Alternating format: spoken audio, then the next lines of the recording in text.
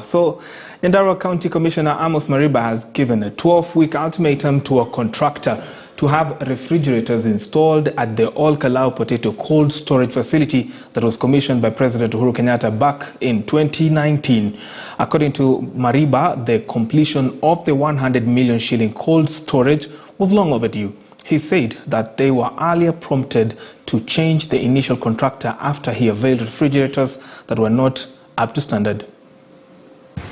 Ilivyo kawaida kila juma huwa tuko na mkutano wetu wa kamati ambayo inaitwa CDICC, na leo tumeutembelea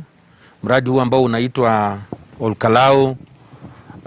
Potato Cold Storage Facility.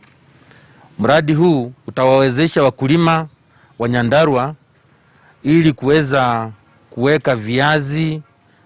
ambavyo mnavyojua ni kwamba Nyandarua ni moja ya counties ambazo hukuza viazi kwa wingi, lakini mara nyingi wakulima hupoteza viazi vyao kwa sababu ya kukosa mahali pa kuviweka ili waweze kuuza wakati ambapo bei imeimarika na kwa muda mrefu. Kwa hivyo ni mradi ambao serikali inautilia mkazo sana, na tumepeana kwa contractor majuma mengine kama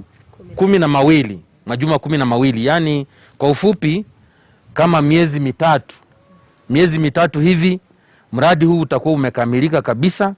Most of the projects in all sectors that we are working on in